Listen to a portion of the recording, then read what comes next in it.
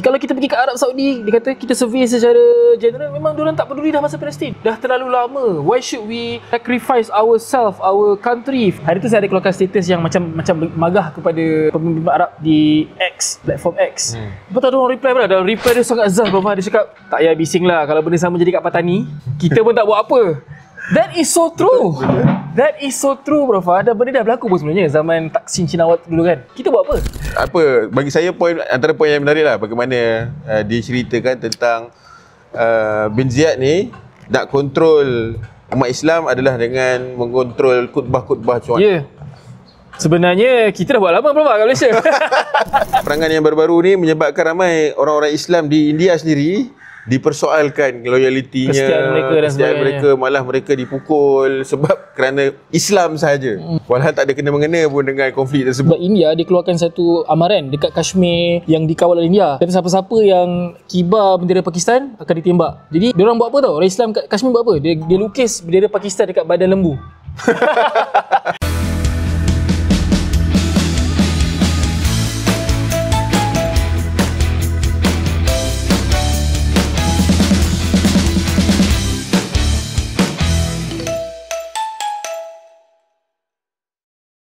Bismillahirrahmanirrahim. Assalamualaikum warahmatullahi wabarakatuh. Saya Cik Gabana. Dan saya Brofa.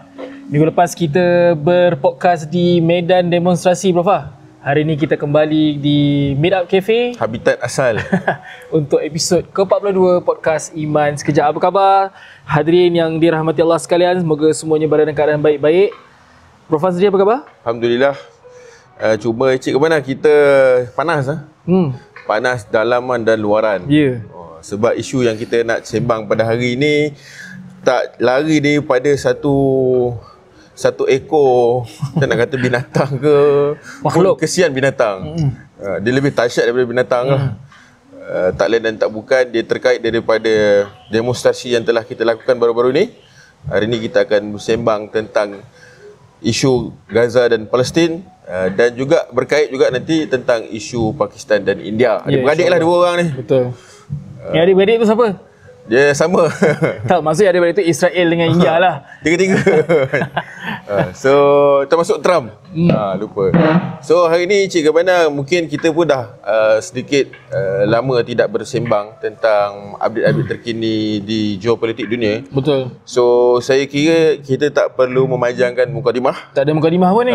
Kita terus kepada isu yang utama lah, iaitu apa yang sedang berlaku di Middle East sekarang ini. So mungkin Cik Gabana boleh serba sedikit memberikan konteks lah. Boleh. Apa yang berlaku baru-baru ni lah lately. Sebenarnya kita nak bincang pasal yang keadaan terbaru di Gaza dan Palestin, tapi kita nak backtrack sikit yang isu yang sebenarnya menarik perhatian satu dunia.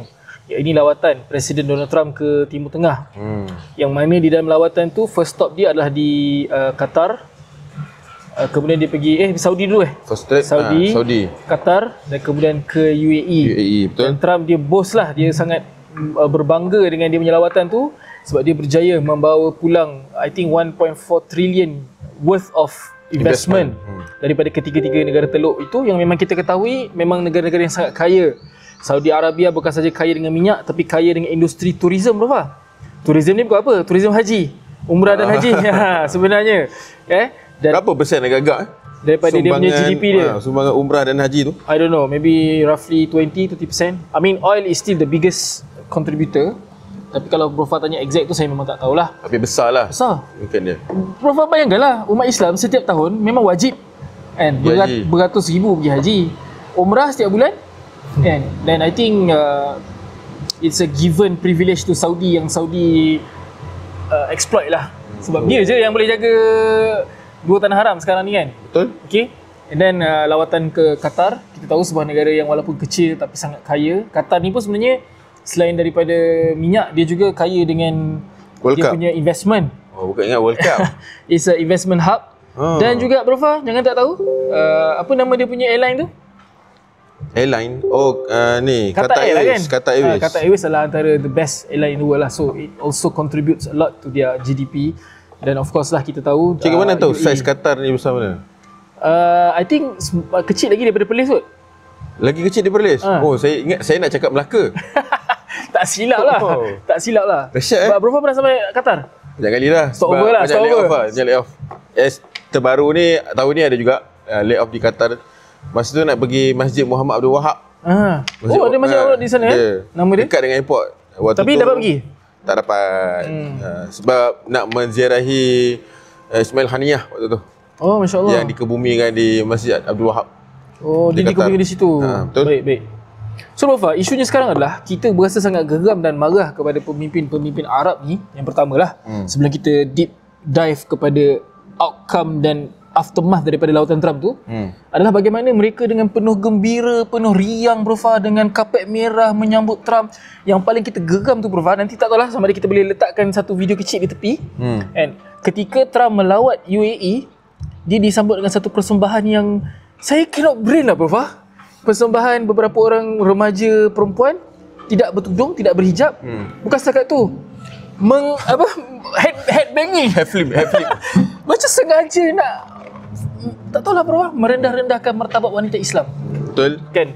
Dan yang kita marah sekarang ni adalah bagaimana selama ni pemimpin-pemimpin negara Arab bukan setakat tak melawan Israel, bahkan mereka langsung tidak menghulurkan bantuan pun kepada Palestin.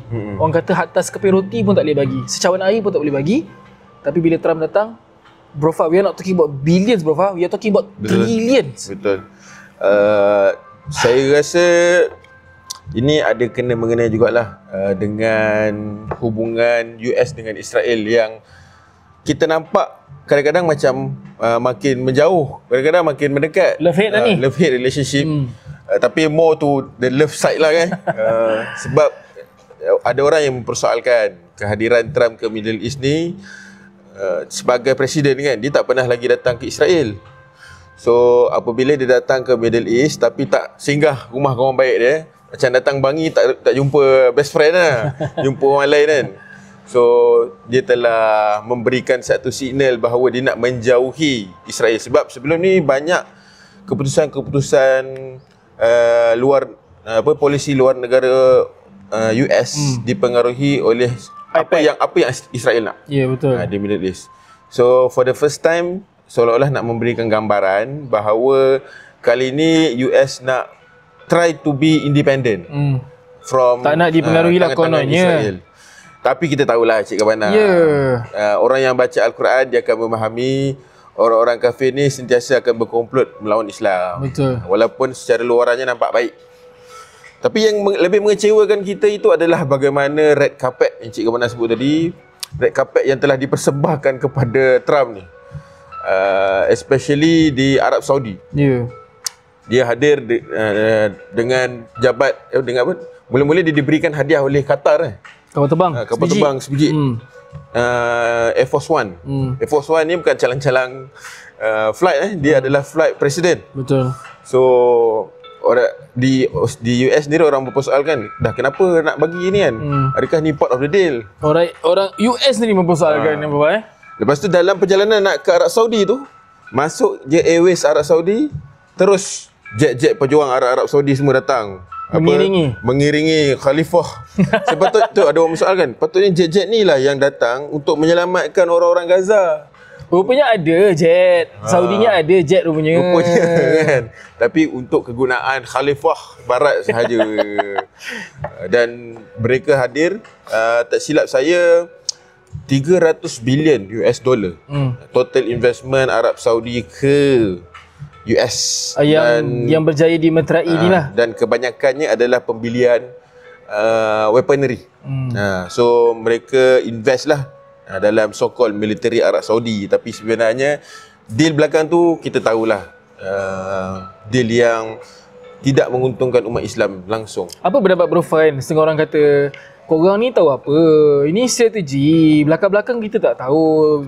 Salman dah bagi tahu dekat Trump, okay, apa ni, you have to stop supporting Israel, so we will give you money.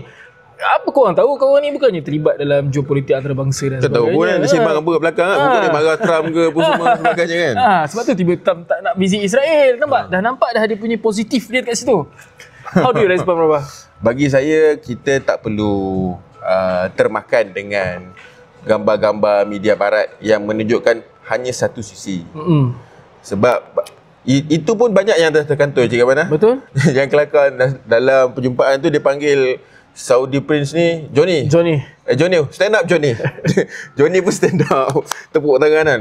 Oh, things I would do for your crown prince lah, apa sebagainya. Menunjukkan di manakah posisi deal tu Arab Saudi ni dengan US. Dan kalaulah betul kita katakan Arab Saudi ni memang memperjuangkan nasib rakyat Gaza, Palestin lah, ataupun Palestin in general, di manakah ketegasan itu? Kita tak lepak kan? Nak tegas kat belakang buat apa? Orang nak tahu, orang nak menyokong kalau apa stand Arab Saudi ni kalau dia nak tegas dengan Gaza. Di manakah investment ke dalam Gaza? Di manakah sekatan-sekatan Arab, sekatan-sekatan minyak yang boleh dimeterai dan digunakan sebagai leverage ke atas Trump ni? It has been 18-19 month sejak 7 Oktober. Berapa puluh ribu. Sebenarnya angka yang rasmi itu pun sebenarnya tak rasmi, Rufa. Dijangkakan lebih tinggi daripada 53,000, 54,000 angka kematian. Kalau kata betul lah ada some sort of backdoor punya deal yang nak kata kebijaksanaan Salman ni, kenapa angka tu meningkat? Why can't you stop the killing of innocent Palestinian? Dan dia bila marah ni dia cakap orang putih, Rufa. Nanti otomatik cakap orang putih. Kehadiran Muhammad bin Salman ni pun berjumpa dengan Trump tidak memberikan apa-apa orang kata apa, relief kan. Sebab kalau nak kata keadaan umat Gaza pada waktu tersebut sangat dahsyat, bantuan kemasukan tak boleh, bantuan ni tak dibenarkan masuk. Dalam masa yang sama bom telah berlaku dengan sangat dahsyat kan. Kita tengok kematian-kematian yang berlaku baru-baru ni, ya Allah. Saya sampai tahap saya speechless lah, Rafa. Sangat menyayatkan hati. Apa saya waktu gambar baby yang rentung terbakar tu, Rafa tengok tak? Dia gambar dia comel masih hidup dengan gambar dah rentung. Itu baru seorang, Rafa. Baru seorang. Saya tengok gambar baby-baby yang kurus kering. Anak-anak perempuan yang kurus kering. Lepas tu kita akan ulas lepas ni kan, baru ni Israel membenarkan bantuan masuk 9 trak je, Rafa, asalnya. Kalau nak katalah pandai sangat pemimpin Arab ni buat deal, why can't you at least benarkan kan? Aduh. Benda basic asas kan. So itulah, cuma satu benda yang menarik yang berlaku juga di Arab Saudi ni adalah tentang Syria. So antara ucapan Trump yang banyak-banyak tu yang menangkap mata kita adalah di US for the first time sejak sekian lama akan mengangkat blokade sekatan ekonomi kepada Syria. Trump kata to give them a chance at greatness. So apa pandangan Cik ke mana? Kita pun tahu, Bro, geopolitik dunia ni dia tidak semudah ABC. Dia tidak seperti apa yang kita nampak kan. Setiap keputusan Amerika ni dia ada kepentingan-kepentingan lain yang dia nak jaga. Yang kita pun tak tahulah apa game yang dia nak main. Tapi kita tahu Syria ni merupakan satu negara yang sangat-sangat strategik. And Turki pun nak ada pengaruh, Saudi pun nak ada pengaruh, Israel apatah lagi kan. Banyak negara yang melihat Syria ni kalau jatuh kepada mana-mana pihak pun dia akan merugikan pihak yang lain. Dan Iran pun kan, Rusia pun sebelum ni dah jatuh dah. In fact Rusia memang ada pelabuhan dekat Syria. Jadi keputusan Amerika ni bukan orang kata ikhlas mahukan kebaikan untuk rakyat Syria, tidak. Tapi yes, kita gembira untuk rakyat Syria sebab saya tengok selepas keputusan Trump tu memang ada perarakan rakyat Syria yang menyambut. It's good for them. At least it's good for them. Short term ke long term ke regardless. Tapi kita tahu Amerika ni daripada dulu sampai sekarang, Prof, dia penuh apa ni orang kata trick dekat dia punya sleeve. Adalah tu. Saya tengok keadaan, tapi saya tengok keadaan ekonomi di Syria sekalipun. Cik Gabana tahu mereka R&R tak ada. So nak isi minyak tu, diorang kumpulkan tong-tong minyak dekat tepi-tepi jalan. So lori datang, okey stop isi. Dia tuang secara manual lah. Kita dan kebanyakannya sebelum ni ekonomi Syria banyak bergantung kepada jualan Kaptagon. Zaman Bashar lah. Dan juga sumbangan-sumbangan duit daripada allies Bashar lah. So Russia, Iran kan. Itulah nampak kesan bagaimana sebuah negara yang telah diperhambakan dengan begitu lama. So bila dia nak bangkit tu, memang antara benda yang asas yang perlu difikirkan oleh Ahmad Sharak sebagai Presiden Syria ni adalah bagaimana rakyat dia boleh hidup secara bermaruah dari sudut ekonomi. So in a way kita nampak ada juga kredit lah di situ. Tetapi kita tak nafikan ada juga yang membantah. Antaranya saya tengok sendiri imam besar di masjid di Syria, saya tak ingat masjid apa, dalam khutbahnya dia kata perbuatan Ahmad Syarak ni telah menyebabkan kita ni kehilangan kebebasan. Masya-Allah. Sebab katanya di sebalik angkatan-angkatan blokade tu ada deal-deal yang memerangkap Syria. Di antaranya adalah mengofferkan minyak Syria tu sendiri kepada syarikat. Dan kita kena tahu Trump ni adalah seorang businessman, bro. Trump ni adalah seorang businessman. Dia mesti akan melihat kepada profit and loss. Apa yang boleh menguntungkan Syria. Kan? So pertimbangan-pertimbangan tu mesti ada dalam kepala Trump. Dan kita pun tak tahu dan kita taklah nak menyalahkan Ahmad Syarak. Dia mungkin dalam keadaan sangat tersepit. Kan? He will be remembered in history as orang yang berjaya memimpin pasukan tentera untuk membebaskan Syria daripada Bashar. Tapi dia juga akan diingat sebagai Perdana Menteri atau Presiden yang struggle untuk mengembalikan maruah dan membangunkan Syria. So I think in a way kita ada simpati kat situ lah. Itulah sebab saya rasa saya risaulah bila banyak orang melihat isu geopolitik ni pada kacamata ekonomi semata-mata ataupun pada kacamata pertimbangan kuasa semata-mata. Sebab itulah kita tengok, saya nak ikutlah statement Imam Khatib Jumaah tu lah. Ya, memang pada satu sisi kita rakyat memang memerlukan ekonomi, tapi janganlah harga yang perlu dibayar adalah kembali baliklah kepada perpindahan Tauhid. Betul. Apa nama ni, presiden yang sebelum ni kepada Tauhid Amerika. Tapi itulah bro Fah, kalau kita nak kembali balik kepada lawatan Trump tadi tu, begitu mudah pemimpin-pemimpin Arab dan umat penyokong-penyokong mereka juga pernah ramai sebenarnya yang sokong kedatangan Trump tu. Begitu mudah untuk mereka melihat Trump ni sebagai seorang wira, seorang hero, seorang pemimpin yang orang kata open minded. Mereka lupa pertama, masa penggal pertama Trump jadi presiden dulu, dialah yang telah mengiktiraf Baitul Maqdis ataupun Jerusalem sebagai milik Israel dan memindahkan kedutaan US. Dan kita pun tahu Trump sebab tu penggal kedua ni awal-awal ni konon-konon nak tamatkan perang dan sebagainya, tapi kemudian memberikan sokongan penuh kepada Netanyahu. Tapi pemimpin-pemimpin Arab ni menyambut Trump dengan penuh gilang gemilang, seolah-olah Trump ni tak ada dosa. Betul.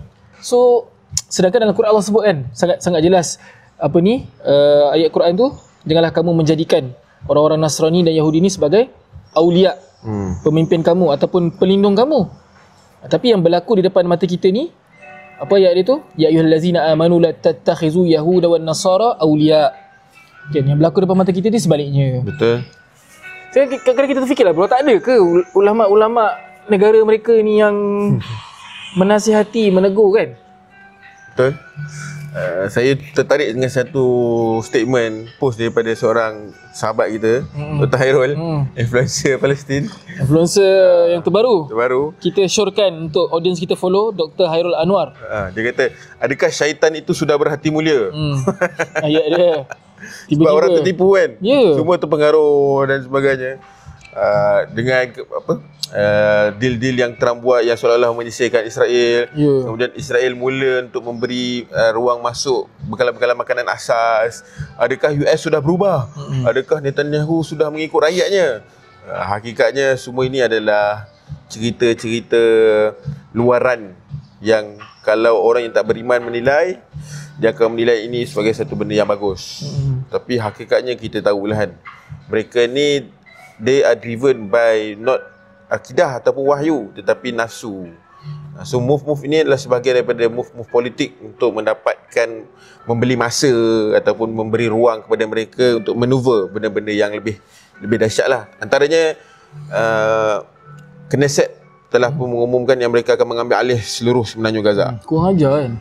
Dan tak maaf audience, saya ni kalau tengah marah dengan keadaan weng macam ni kan, selama mak nenek dia je kan. Kan Knesset ni lah parlimen Israel lah basically. Dan memang parlimen Israel ni sekarang ni dikuasai oleh right wing. Right wing. Dan baru ni ada seorang ahli parlimen right wing dia cakap apa? Semua baby di Gaza ni memang patut dibunuh. Mereka adalah musuh. Gila bro Fah. Orang yang saya baca a few status yang menggunakan statement, dia kata Nazi Hitler pun tak cakap macam ni. Tak pernah keluarkan statement macam ni. And the worst part is, bro Fah, it is being broadcasted live, disebarkan ke seluruh dunia, dan dunia boleh buat bodoh, buat tak tahu dengan statement yang sangat bahaya, yang sangat racist, yang sangat keji tu, bro Fah. Saya teringat juga ada satu broadcast juga, dia kata kami bunuh 100 orang, tak ada apa-apa kesan, orang takkan bangkit, hari-hari kami buat, tak ada masalah. So, itu yang kita sedih dan marah dengan layanan pemimpin Arab terhadap Trump ni. Dan bro Fah, yang sebenarnya lebih menakutkan dan lebih menyedihkan adalah benda ni dah merebak ke dalam rakyat mereka juga. Kan, sebenarnya kalau ni again saya merujuk kepada tulisan sahabat kita Dr. Hairul Anwar. Kalau kita pergi ke Arab Saudi, dia kata kita survey secara general, memang diorang tak peduli dah pasal Palestin. Dah terlalu lama. Why should we sacrifice ourselves, our country for... Tapi bro Fah, ni saya divert sikit lah bro Fah. Hari tu saya ada keluarkan status yang macam magah kepada pemimpin Arab di X, platform X. Lepas tu ada orang reply pula. Dalam reply dia sangat zah bro Fah. Dia cakap, tak payah bising lah, kalau benda sama jadi kat Patani, kita pun tak buat apa. That is so true. That is so true bro Fah. Dan benda dah berlaku pun sebenarnya zaman Taksin Chinawat dulu kan. Kita buat apa? Tak buat apa.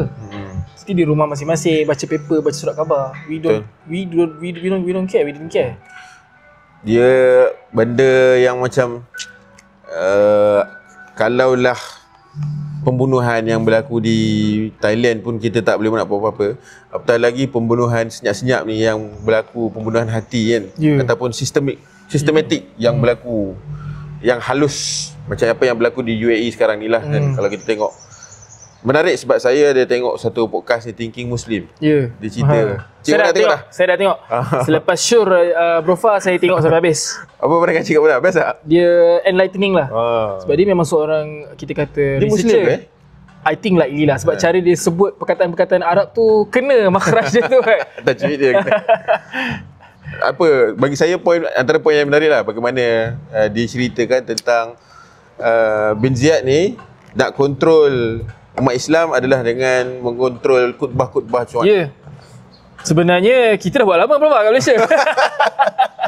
Sebab tu dia kata this is the first country in the world yang kontrol khutbah Jumaat oleh secular government. Padahal kat Malaysia dah lama dah. Dan benda tu memang memberi kesan kan. Sebab kalau kita tengok zaman-zaman dahulu, umat-umat ni bangkit dan bergerak tu daripada masjid-masjid.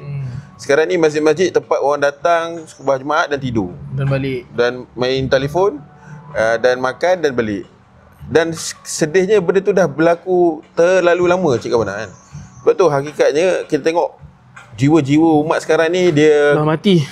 Tentang tak payah ceritalah soal kebangkitan, soal revolusi, soal reformasi, hirup damai. So benda-benda tu tidak dihidupkan di masjid-masjid sendiri. Betul. Walhal jihad ni salah satu pillars, salah satu benda yang sangat basic dalam agama kita. Tapi sekarang ni siapa yang melawan pasal jihad dilihat sebagai ekstrim, teroris kan. Dan sebab pasal tu ada satu peristiwa yang sangat baru terjadi bro Fah di IPTA di negara kita yang baru ni, apabila dibuat satu apa yang dia ada exhibition apa masa tu dekat universiti tu. Dia ada exhibition, dia nak buat macam Shark Tank.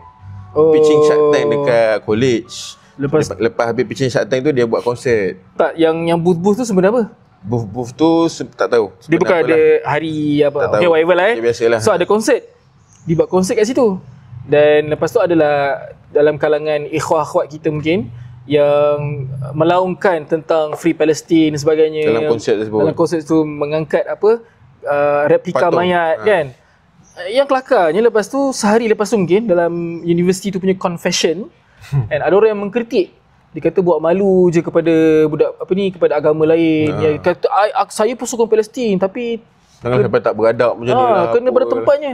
Nampak tak bro Fah? Benda ni sebenarnya dah meresap pun dalam kalangan orang Islam di Malaysia. Dan malulah kepada non-Muslim student dekat Columbia University, dekat London, dekat mana yang lagi lantang ni. Dia orang bukan Islam pun, lagi lantang memperjuangkan hak rakyat. Baru ni saya dengar dalam graduation ceremony dia orang kan. Dekat Columbia ada. Columbia University. Ada few university actually. So dia punya top management datang nak berucap kena bu. Itu Columbia. Betul kena cakap free Palestine dan sebagainya. kenapa kita tak nampak benda ni dekat Malaysia? Lepas tu rasa malu pula dengan orang agama lain. Laman rasmi. Allahu Akbar, kalau bukan kita. Padahal dia pergi buat konsert. Tak rasa malu dengan umat Islam waktu tu. So kita sedang bersembang tentang satu isu yang bukan khusus pada Palestin lah. Ya, sebab tu kita kaitkan sentiasa isu Palestin ni isu akidah. Ya. Sekuat mana perjuangan Palestin ni, dia ditentukan oleh faham mana akidah umat Islam ni terhadap Islam tu sendirilah. Betul. Kalau kita melihat isu Palestin sebagai isu geografi, demografik tertentu, dia memang kita tak rasalah relevan kita kat Malaysia ni. Tapi bila kita lihat sebagai isu akidah, dia akan sentiasa relevan, Mufa. Selagi Palestin itu tidak dibebaskan, selagi Al-Aqsa itu tidak dibebaskan, kita wajib terus berjuang untuk mereka, Mufa. So Cik Gavana ada cadangan macam mana nak mendapatkan balik masjid-masjid ni? supaya kita boleh memulakan balik gerakan-gerakan. Saya menyeru ni personal lah, saya menyeru kepada jabatan-jabatan agama. Kita respect kenapa kutubah-kutubah ni dan elemen-elemen tertentu dalam pengurusan masjid ni dikawal selia oleh jabatan agama. Kita faham the reasoning behind ni. Apa reason dia? Asalnya mungkin tak nak ada elemen-elemen ekstremisme, sesat. Sesat kan? Faham lah. Sebab kalau kita bandingkan Malaysia dengan Indonesia, Malaysia ni memang bagus in that sense, mengawal daripada kesesatan. Indonesia ni dia punya dahsyat campur aduk tu macam-macam. Tapi adalah kekurangannya kat situ. Bila Palestin tengah panas ni, isu pasal khutbah, pasal hari tu, saya tak ingat lah, tapi pernah satu kali dulu tu buah-buahan tempatan. Kan? Saya pun tak faham siapa yang tulis khutbah ni, dia agaknya nak cukupkan KPI je agaknya. So dia tak membumi. Saya nak serulah kepada jabatan-jabatan agama, kalau ada yang mendengar lah kan, khutbah-khutbah ni kena membangkitkan semangat. Betul. Kan? Kena membangkitkan rasa bahawa perjuangan di Palestin tu bukan perjuangan orang Palestin saja, tapi perjuangan kita semua. Awak lose apa bila buat khutbah macam tu? What do you lose? What do you gain pun? Kan? Boleh buat macam tu. So itulah Prof. Orang datang dan tidur. Dan balik macam tak rasa ada pertambahan ilmu ke, iman ke dan sebagainya. Macam saya bagi satu contoh yang sangat bagus lah. Bila kita kali pertama nak pergi demo di Kuala Lumpur tu kan, Masjid Syakirin, KLCC. datang pula khutbah pasal Palestin. Memang rasa terbakar-bakar lepas tu. Rasa macam nak pergi demo time tu juga. Tapi kali yang baru ni Kali yang baru ni sebab Hari Guru. So dia cerita pasal Murabi. Bagus juga bagi saya. Cuma in English. Okey lah in English. Kita faham okey lah. Orang lain tidur je.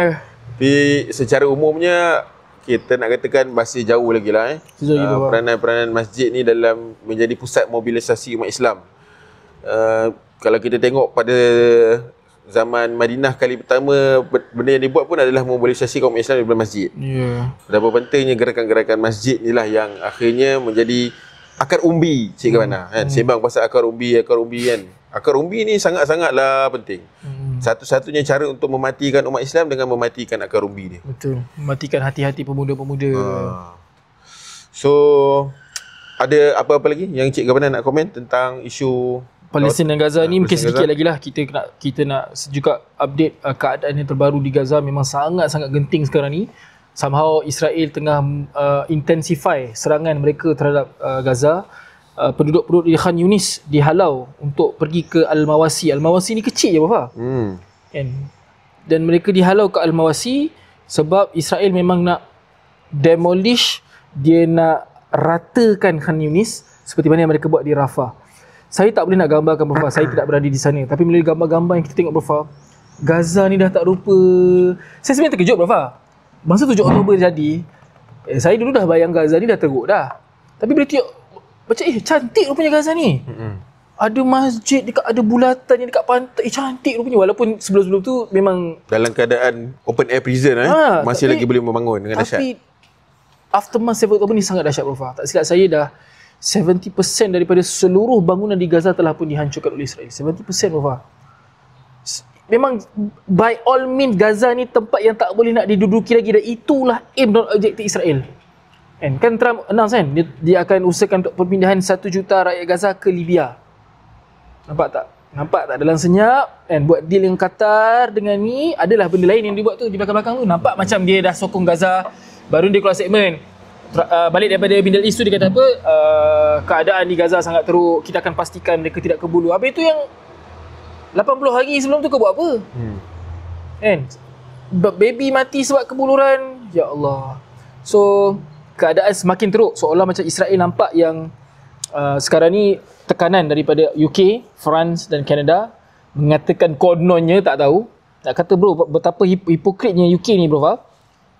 Sehari sebelum dikeluar statement tu dihantar spy plane di Gaza Untuk ni untuk Israel lah information tu. And besoknya keluar statement kata this is no longer tolerable. Kes tama dengan dia punya menteri luar David Lammy. And dia cakap kita akan stop trade talk. Sembang kencang dengan David Lammy ni. Itu je dia boleh buat. Nampak. Stopkan trade talk je. Tapi belakang-belakang masih jual senjata. Masih spy, masih jual senjata dan sebagainya. Nak sembang pasal British ni, ya Allah, dia ni syaitan nombor satu lah. Betul sebenarnya. Betapa hancurnya dunia ni sekarang sebab... Betul, sebenarnya memang ada kajian berapa. Banyak konflik-konflik dunia hari ni memang disebabkan oleh British. Dan Amerika ni hanyalah sebenarnya meneruskan apa yang British buat. Saya nak terkaitkan dengan topik kita seterusnya sebab dah lalu sebut pasal British ni. Sebenarnya, Cik Abang tahu tak, permusuhan di kalangan orang India dengan orang Muslim di antara Pakistan dengan Hindu lah. Hindu dengan Muslim tidak pernah berlaku. Betul. Pre-British colony. Betul. Tak pernah berlaku. Betul. Saya baca kajian, saya mendengar apa Dr. Yasir Qadi dia beritahu. Yes, I listen to that talk as well. Tak pernah ada kecuali sejak itu. Dan sebenarnya Prof, semua krisis di dunia hari ini, baik di Afrika, di Timur Tengah, di Malaysia jangan lupa. Di Malaysia, of course, Malaysia, Singapore, Thailand. Bagaimana Patani semua terlepas ke tangan Siam. Berapa syaitan semuanya adalah oleh British. Dan I don't know, ada apa-apa isu lagi sebelum kita rehat sekejap dan kita akan masuk balik isu yang kita nak bincang. Pasal Palestin. Lebih kepada saya just tanya-tanya je lah kan. How things will end lah. Kita tengok video-video rakyat-rakyat Gaza. Kita tengok kewibawaan pemimpin-pemimpin Arab. Kita tengok sendiri keunikan Trump. Saya masih tertanyalah macam mana isu Gaza ni akan berakhir. Adakah ia akan berakhir dengan kemenangan sepenuhnya kepada Israel? Saya rasa possible, tapi janji Allah adalah benar. Betul. Cuma bila lah kan? Bila betul. Boleh jadi bukan sekarang. Boleh jadi nak jadikan Baitul Maqdis tu dijatuh kepada orang Israel. Sebab baru ni saya dengar analogi menarik. Contoh, kita nak masuk Masjidil Haram. Lepas tu ada tentera Amerika kat luar minta pasport. Nak ke kan? Kita nak ke mana? Nak ke macam tu? Kita nak pergi baling batu melontar jamrah. Lepas tu tentera Amerika yang batu ni boleh, ini tak boleh. Nak tunggu sampai tahap macam tu ke baru kita nak rasa bengang, padahal benda itulah yang berlaku di Baitul Maqdis sekarang ni. Kan? So, I wonder, kita selalu dengar Dr. Hafizi kata Israel ni dia akan self-destruct sendiri. Kita mendoakan benda tu yang adalah betul. Dan benda ni berlaku dengan cepat lah. Betul. InsyaAllah. Cuma last comment daripada saya sebelum kita berehat adalah the tide is really turning now, especially dekat Barat. Begitu banyak kita lihat sokongan-sokongan daripada hatta selebriti seperti Barat, Prof, yang sebelum ni senyap. Tapi dah tak tahan agaknya tu depan mata. Yang terbaru Gary Lineker, bekas pemain bola sepak legenda England. Dia ni jadi host BBC untuk acara sukan. Dan dia dipecat, dibuang daripada BBC hanya kerana mengkritik Israel. Lepas tu dia all-out lah cakap kan apa yang Israel buat ni semua salah dan sebagainya. Dan negara-negara Barat, especially yang selama ni dilihat sangat staunch support Israel juga, dah mula goyah. France, UK seperti mana kita sebut tadi, walaupun yelah kita tahu apa agenda mereka dan sebagainya. I mean, of course it doesn't really help the Palestinians direct. Tapi kita dah nampak Israel dia semakin isolated lah. Maybe itu sebenarnya titik-titik tolak, titik-titik tolak kepada kehancuran mereka. Implosion. Dan, betul. Dan in fact saya terbaca satu laporan akhbar di Haaretz ni, rupanya saya baru tahu dia adalah akhbar liberal. Betul. Di Israel. Dia sudah banyak kritik lah. Yang kalau right tu Times of Israel. I see. Itu right wing. So Haaretz cakap, ada satu artikel tu dia cakap, how can we raise children in the country that supports killing children. Macam mana kita nak besarkan anak-anak kita dekat negara yang sendiri menyokong pembunuhan kanak-kanak. So dalam kalangan masyarakat Israel pun sebenarnya ramai yang dah disillusion dengan kerajaan Netanyahu ni, dan itulah kita yakin bahawa pertolongan Allah tu akan datang. Tapi macam Prof cakap lah, hati kita ni membuak-buak bila, tapi Allah saja tahu, Allah Maha mengetahui lah Prof. Kita di Malaysia kita sentiasa mengajak rakyat-rakyat untuk berjihad pada kadar kemampuan yang kita boleh. Kalau tak mampu jihad bersenjata, kita jihad media, kita jihad naratif, kita berjuang akidah. Hadiri demo-demo. Kalau ada boleh silakan kami interview anda. Dan juga boykot, dan gunakanlah segala suara-suara sosial media anda untuk menghangatkan lagi isu ni lah. Betul. Baik, okay. InsyaAllah kita berehat sebentar sebelum kita masuk ke slot kita yang seterusnya.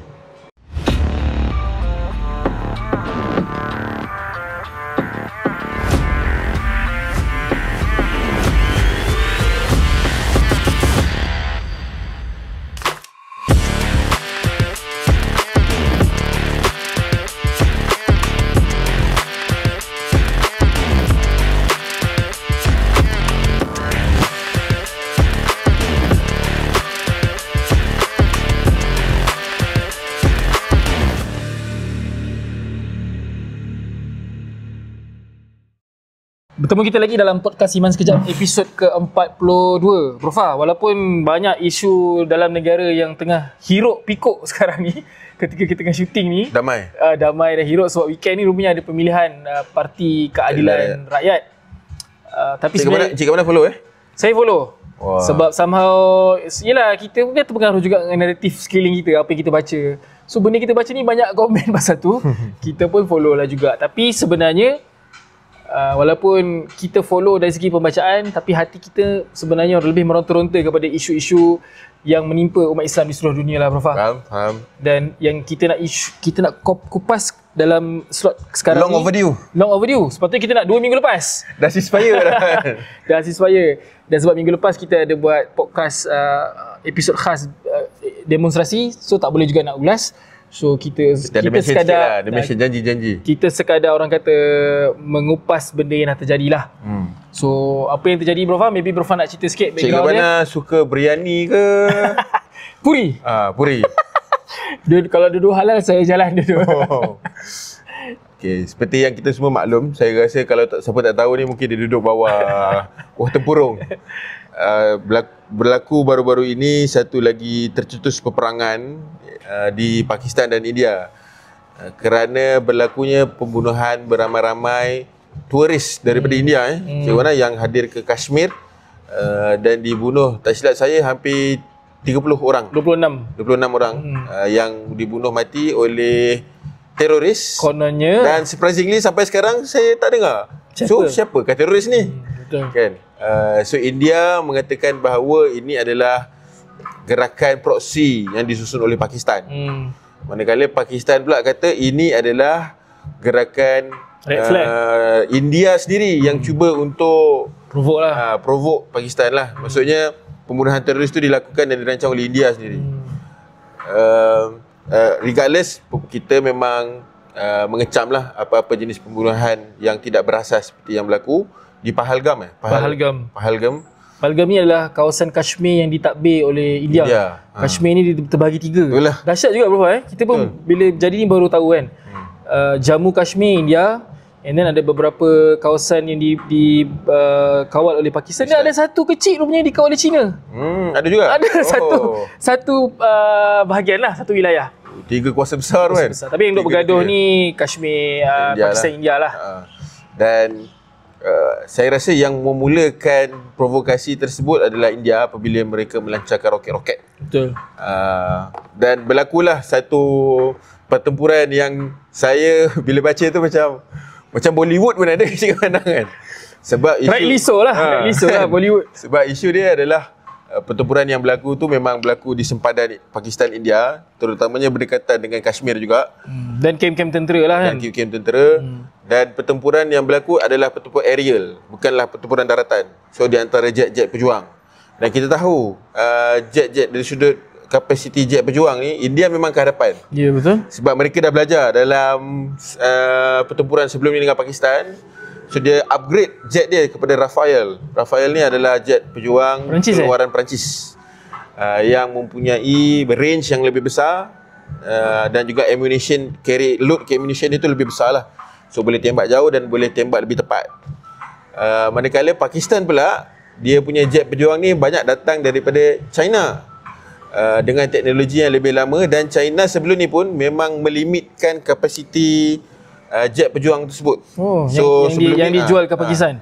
Sebelum ni range dia 150, tapi China sendiri ada range yang lebih besar lah. So baru-baru ni China activatekan balik range yang besar tu untuk Pakistan melawan dengan India. So China ni pun ada tangan dia. Ya, of course. Sebenarnya. Dan dikatakan 5 jet pejuang Rafale ditembak, cuma India tak mengaku lah. Dia kata 2 je. Dia malu nak mengaku. Betul. Dan saya tengok je, Cik Kamanah pun tengok tak sidang akhbar dia punya general-general dia. So general India ke Pakistan? Pakistan. So general Pakistan ni macam stop, dia kata kat press lah, dia kata India stop living in Bollywood lah. This is not Bollywood. Dia kata this is real life. And sebab India memang biasalah dia akan menggunakan media-media dia nak mengatakan bahawa we have won, this is a victory dan sebagainya. Ya, betul. Sebenarnya dua belah pihak pun. Dan dua belah pihak pula. Tapi faktanya nampak seolah-olah kemenangan tu berpihak kepada Pakistan. Cik, ke bias? Ya, kita bukan. Kita pun terpengaruh. Dan dia berakhir tak lama kemudian dalam 10 ke 15 hari saja berlakulah gencatan senjata yang gencatan senjata ni pun kelakar. US claim dialah yang broker gencatan senjata ni. In fact, Trump was the first person to announce. Tweet pagi tu. Sebelum India dengan Pakistan sendiri yang mengesahkan. Tapi India kata Pakistan dah kalah, sebab itulah dia minta untuk ceasefire ni. Dan Narendra Modi dia dispute lah kenyataan Trump yang US yang meminta untuk kedua-dua side berhenti. So apa reaction Cik Kamanah tentang isu Pakistan India ni? Dia isu India Pakistan ni dia bukan sekadar antara India dan Pakistan je sebenarnya. Again, kalau kita nak revisit apa yang Profa ada sebut tadi, sebenarnya dia bermula lama dulu sebelum adanya Pakistan. Kan? Sebab dulu tak ada Pakistan, Profa. Dulu adalah satu wilayah yang dikenali sebagai Sind ataupun India Hindu Hind India kan. Yang mana India ni pernah ditakbir oleh banyak empire. Dan Islam sebelum datangnya British adalah Mughal lah, iaitu empire Islam. Dan betul Prof cakap, kita pun terkejut. Rupa-rupanya zaman pemerintahan Mughal dan sebelum tu tak ada pun animosity antara Islam dan buktinya adalah apa Prof? Buktinya adalah walaupun pemerintahan Islam adalah Mughal adalah pemerintah Islam ketika itu, umat Islam masih minoriti dalam India. Kan? Dia tak adalah paksa ataupun impose Islam kepada orang-orang Hindu. Tapi yang menyebabkan, sebab kita tahu taktik British ni adalah pecah dan perintah. Dekat Malaysia dia buat, dia yang incite kan kebencian betul, tu antaranya. dekat Palestin dia buat, dan dekat India Pakistan pun dia buat. Dan semasa kemerdekaan India pada tahun 1948 ke 1949, kat situlah mula orang-orang Muslim merasakan bahawa mereka pun perlu ada negara sendiri, dan wujudlah Pakistan. So benda ni kena tengok daripada bigger picture. And apa yang menyebabkan berlakunya permusuhan, dan Kashmir ni pula memang, Brofa ingat tak zaman-zaman dulu kita dengar ISK dulu tu, ada satu video yang lama tu 17 minit tu kan, antara scene yang ikonik dalam video tu adalah scene di Kashmir. Kan, so sebenarnya umat Islam di Kashmir sudah lama ditindas oleh kerajaan India, walaupun sebelum BJP ambil alih. Tapi bila BJP ambil alih lagi lah, I think 2023 ke berapa? 2004 BJP ambil alih. Yang baru ni, yang dia tarik balik status Kashmir apa tah? I think 2-3 years ago, BJP punya ni lah direktif. So benda tu memang menunjukkan bahawa umat Islam di Kashmir memang terus ditindas lah oleh mana-mana kerajaan pun. Kita sembang sikit lah pasal India ni kan, sebab kita nampak banyak persamaan apa yang berlaku di India ni dengan apa yang berlaku di Israel. Malah mereka ni best friend, staunch staunch friendship kan. Staunch supporter. Staunch supporter. Tapi dia sebelah tangan je lah bertepuk. Orang India Israel macam tak nak mengaku kan. malah dia malu nak mengaku India ni. Tapi Netanyahu dan Modi tu memang kita nampak sangat rapat lah kan. Jalan kat pantai lah apa lah. Antara government. Ini bercium ke apa ni kan. Comolot. Sebab apa? Sebab kerajaan yang sedang memerintah India ni ataupun kita sebut BJP lah dia memang mempunyai ideologi yang sangat mirip dengan ideologi Zionis. So khususnya adalah ideologi Hindutva. Dan bila sebut Hindutva ni, Cik Kamana, kita tak boleh tengok pada BJP je. Sebab BJP ni asal usul je mungkin 20-30 tahun. Dia adalah sebuah parti politik. Dia sebuah parti politik. Tapi dia dimulakan oleh RSS. Long form saya tak ingat lah maksud dia. Tapi Cik mana tahu bila RSS ni diwujudkan, diasaskan? Tak silap saya zaman sebelum Gandhi lagi. Mahatma Gandhi. Betul. Kan? Specifically adalah zaman ketika mana Mussolini di Itali naik dan juga Hitler di Jerman naik. So Mussolini, Nazi dan Hindutva memang banyak menjalinkan kerjasama ketika awal-awal penubuhan tersebut. Di zaman itu pun lagi dah ada kerjasama. Malah antara founder-founder Hindutva banyak menziarahi ataupun melawat Jerman dan Itali. Malah mereka mengatakan apa yang kamu buat inilah yang kami sepatutnya buat juga di India. So basically ideologi mereka sama macam Israel. Mereka nakkan sebuah negara Hindu dan Hindu sahaja. Begitu juga dengan di Israel lah agama Yahudi sahaja semata-mata. So benda ni telah menyebabkan, dan tangan-tangan British of course telah mainkan peranan untuk menyemarakkan lagi semangat Hindutva ni. Dan benda ni lah yang menjadi satu akar kepada permasalahan yang berlaku sampai sekarang lah. Saya menarik sebab sebelum saya hadir ke podcast hari ni, saya mendengar podcast yang dibuat oleh Yasir Qadhi sendirilah yang saya quote tadi kan. Dia menemu ramah seorang penulis buku Peter Friedrich yang bertajuk Saffron America. Basically buku ni Saffron. Oh, Saffron America. Saffron ni merujuk kepada Hindutva lah kan. Basically dia nak menceritakan tentang gerakan Hindutva di Amerika sendiri. So antara benda-benda yang mereka lakukan sebenarnya, Hindutva ni dikatakan nasionalis, tapi hakikatnya dia bukan nasionalis, dia membenci Islam. Malah itu punya mainnya. Malah buktinya kehadiran Hindutva ni bukan hanya di India, tapi di Amerika sendiri pun adanya pelobi Hindutva. Seperti mana pelobi IPAC pun ada. Pelobi Zionis. Begitu juga di negara-negara lain. Dan diceritalah antara buktinya adalah mereka ni ada 230 cawangan di Amerika Syarikat. Antara matlamat utama dia adalah berkempen untuk BJP, mengawal naratif awam di Amerika Syarikat tentang India ni, dan juga menanam pengaruh politik. So antaranya dia memanggil ahli-ahli politik daripada BJP datang ke Amerika, tolong bercakap. Dan dia juga menggunakan taktik yang sama dengan Israel ni, spy. Memang kalau ditengok rakyat India yang berada di Amerika yang bercakap pasal atau mengkritik kerajaan Modi, nanti parent dia, family dia dekat India dah kena. Malah ditangkap dan sebagainya lah. So ini semua adalah perkara-perkara yang kita kena ambil maklum, ambil cakna. Sebab ideologi inilah yang menyebabkan berlakunya kacau bilau, dan dia berkongsi persamaan dengan banyak tempat. Dan Cik Kamana rasa di Asia Tenggara yang ni ada tak? Of course ada. Of course ada. Di Malaysia pun ada, kita tahu. In fact ketika kita sedang hangat tentang isu India-Pakistan ni, kawan-kawan kita menulis posting, malah saya sendiri menulis posting, kita agak terkejut. Posting kita ni tiba-tiba tak pernah-pernah dibaca dan dikomen oleh rakan-rakan bukan Islam. Tiba-tiba mereka datang menyerang. Especially kawan-kawan India kita. Kawan-kawan India Hindu lah. Dan kita, of course kita tahu mereka ni adalah penyokong-penyokong Modi ataupun BJP. Cara mereka komen dan sebagainya lah. So yes, pengaruh-pengaruh mereka ada di mana-mana, termasuklah di Malaysia sendiri. Betul. So bagi saya isu ini dia akan berkekalan sampailah Hindutva itu sendiri dicabut lah daripada India. Kita tak tahu macam mana sebab nampak sekarang tengah sangat menggalakkan kan. Antara yang sebelum ni dengan pembinaan kuil di atas tapak Masjid Babri. Betul. Di Ayodhya. Di Ayodhya. Itu yang viral kan, yang kita tahu. Betul. Yang satu lagi famous adalah kita panggil sebagai apa? gerakan memburu dan menghukum orang-orang yang dikatakan sebagai apa? Menyembelih lembu. Menyembelih lembu.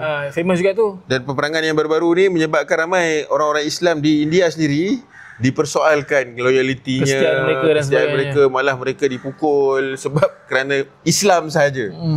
Walau tak ada kena-mengena pun dengan konflik tersebut. Bila Profesor sebab tu, Profesor saja nak menyelit, ada satu benda yang berlaku bagi saya agak kelakar lah. Sebab India dia keluarkan satu amaran dekat Kashmir yang dikawal oleh India. Kata siapa-siapa yang kibar bendera Pakistan akan ditembak. Jadi diorang buat apa tau? Orang Islam kat Kashmir buat apa? Dia lukis bendera Pakistan dekat badan lembu. So nak tembak lembu ke tak? Nak tembak ke tak? Lembu ni suci kan bagi orang Hindu kan. So itu dia punya apa, tension yang sedang berlaku lah. Menarik Cik Kawana sebut ni sebab saya terbaca ni saya track sikit dalam perlembagaan Mesir ketika Morsi naik.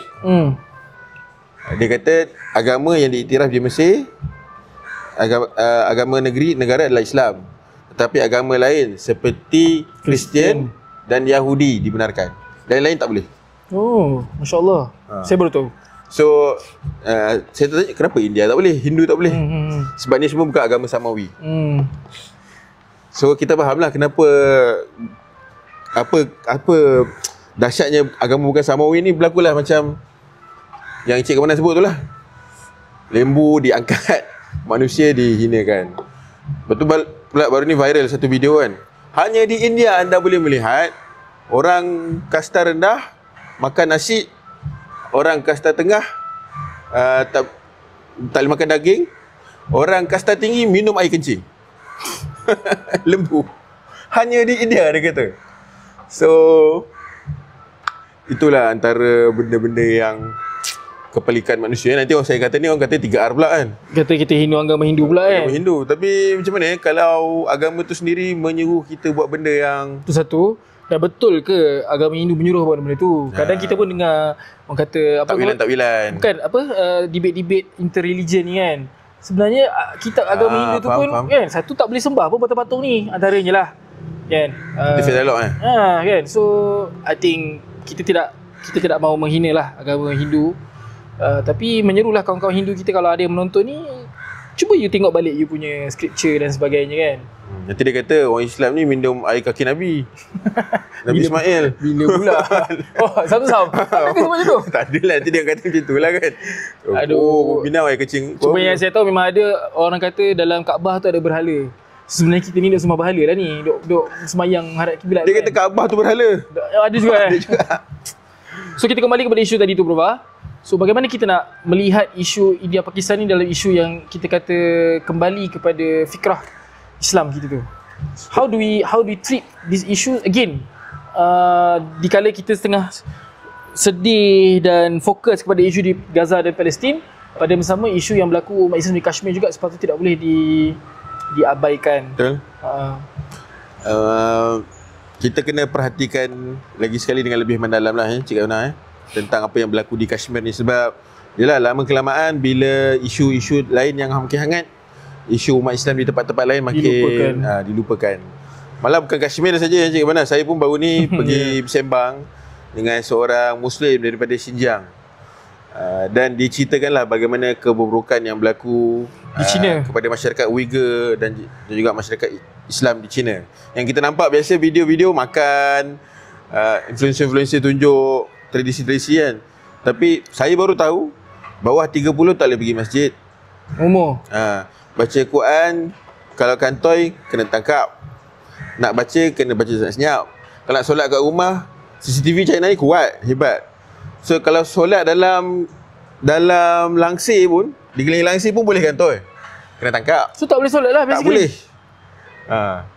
Dan itulah sisi yang saya rasa kita jangan abaikan, dan terus kita perjuangkan jugalah, especially juga apa yang sedang berlaku di Kashmir. Sebab hakikatnya dalam Islam ni kita nakkan kebebasan mutlak kepada manusia yang menyerahkan dirinya hanya kepada Allah saja. So banyak berlaku bentuk-bentuk kehambaan kepada undang-undang pemimpin-pemimpin yang sangat zalim dan kejam lah. Yang berlaku di India. Dan tengoklah nasib umat-umat Islam di India sampai sekarang. Saya rasa kalau orang Islam duduk di kampungan India di sana, tak tahulah sejauh mana selamat ke tidak daripada isu-isu yang macam ni kan. Tapi menarik Prof, kita melihat umat Islam di India ni macam seolah-olah macam minoriti dari segi term. Tapi dari segi jumlahnya saya rasa berpuluh juta juga. 200 juta. Umat Islam sahaja 200 juta. Betul. di India. Di India. So that is what? 10 kali daripada jumlah umat Islam di Malaysia. Tu third ke second terbesar Selepas Indonesia lah kot. Selepas Indonesia. Kan? Jadi sebenarnya walaupun mereka ni nak katalah, sebab saya pernah dengar komen ni, bukan kita nak menghina saudara-saudara kita, tapi nampak tak betapa lemahnya umat Islam mempunyai jumlah yang sebegitu ramai pun masih boleh ditindas, dipijak dan dihina oleh orang-orang Hindu di India. Betul. Dia bila kita baca balik hadis Nabi yang diriwayatkan oleh Sauban tu, dia nampak sangat real. Ya, depan mata. Seolah memang Nabi tengah bercakap dengan kita depan mata ni, Bapak. Jumlah kita ramai, tapi ibarat buih lah. Okey. Adakah kita nak sambung apa-apa lagi tentang isu India Pakistan ni? Tidak ada apa-apa yang saya rasa nak tambah. Cuma kita kena cakna lah sentiasa. Kan? Macam Prof tadi sebut pasal Uyghur. Kan? Sebenarnya seluruh dunia Prof, kita tak sembang pasal Sudan lagi. Kan? Tak sembang pasal Rohingya lagi. Kan? Sebenarnya banyak. So Uyghur ni lagi dahsyat lah sebab media memang tak capture lah benda-benda Kan? ni. Dahsyat sebenarnya. Kalau yang bercakap tu diaspora yang lari daripada Cuma Prof, sorry lah, kita macam nak tutup tapi saya nak alang-alang dah teringat ni kan. Satu benda yang sangat menarik pasal umat Islam di China ni, mungkin kita kena panggil orang yang selayaknya untuk komen, adalah perbezaan antara umat Islam Xinjiang dengan umat Islam Han di China. Hoi ke Han? Dua-dua ada. Hui. Han ni yang saya tahu, mereka tak ada mengalami apa-apa kita kata penindasan seperti mana Xinjiang. Mereka bebas mengamalkan ajaran Islam. Masjid-masjid mereka memang banyak di China. Pakai kopiah, pakai tudung, tak ada masalah dengan kerajaan China. Dan saya tahu lah Xinjiang ni dia lebih kepada sebab mereka menuntut kebebasan. Itulah isu dia. Tapi adakah kita nak kata China ni sebenarnya bukan anti-Islam? Mereka hanyalah anti-Islam. Mereka hanyalah anti kepada gerakan nasionalis Xinjiang. Dia suka Islam yang bersih yang macam mana? Itu yang saya nak tahu. Yang saya rasa agak menarik. Sebab saya nampak China ni memang dia nak bagi tahu kat dunia yang dia sebenarnya tak anti-Islam. Dia akan fokuslah kepada umat Islam Han. Tapi itulah yang dia tunjulkan. Ya. Betul. Kebudayaan dia, masjid-masjid dia. Dan influencer-influencer dia pun ramai Prof dalam kalangan Islam Han ni, Cina Han ni. Betul. Cik Abang yang terkejut juga, Israel pun buat benda yang sama. Malah ada satu dokumentari an Arab Muslim Army in IDF. 1.2 juta viewer. Dipost oleh IDF. Saya tak pernah tengok. Bolehlah nanti Prof sharekan. Apa yang dia nak cerita? Dia nak kata ni bukan isu agama. Termasuklah macam Nas Daily kan? Termasuklah macam Nas Daily dan sebagainya. So saya faham Cik Kawan, kita nak berlaku adil. So kita nak dengar cerita dua belah pihak lah. Dan isu ni pun jarang dikupas. So mungkin saya cubalah cari member di Southville tu. Kita buat versi English lah Masyarakat Xinjiang ramai. Podcast episod khas ni. Tapi diorang ada risiko sikit lah. Faham. Sebab bila keluar dekat sini, nanti keluarga mereka di tutup muka lah. Tutup muka. Macam nak buat macam mana? Tutup muka, lepas tu pakai apa? Suara. Letak kotak kot muka kan. Mungkin sedikit pengumuman sebelum kita tangguhkan episod ke-42 ni. InsyaAllah episod 43 adalah episod yang special. Sudah lama kita tak ada tetamu. InsyaAllah 43 kita akan tampilkan seorang tetamu yang insyaAllah saya yakin tetamu yang dikenali ramai. InsyaAllah. Especially dalam dunia content creation ni. So nantikanlah. Boleh panggil anak cik ke mana? Peminat setia. InsyaAllah boleh. So ada apa lagi Prof? Maybe any take home message, last message? Tak ada. Isu-isu dalam negara pun sekarang ni macam tak ada yang hangat lah lebih kepada isu dalaman PKR, politik. Selain daripada itu, saya tak berapa capture sangat lah apa-apa isu lain-lain. Okey. So, terima kasih kepada anda yang terus menonton, menyokong Iman Sekejap. Kami sebenarnya memang sangat-sangat menghargai. Kita agak surprise view episod lepas agak tinggi. Kita pun saya tak faham lah sebenarnya algoritma YouTube ni, tapi terima kasih. Dan again kita nak reiterate, kita sangat-sangat alu-alukan sekiranya ada komen-komen nak kita ulas pasal apa, nak jemput siapa. In fact kritikan-kritikan yang membina kita juga sangat hargai. Sokongan-sokongan anda lah yang menjadikan Iman Sekejap boleh bertahan sehingga ke episod ke-42 ini. Baik, itu saja daripada kami. Saya Cik Abana dan saya Brofa. Jumpa lagi. Assalamualaikum warahmatullahi wabarakatuh.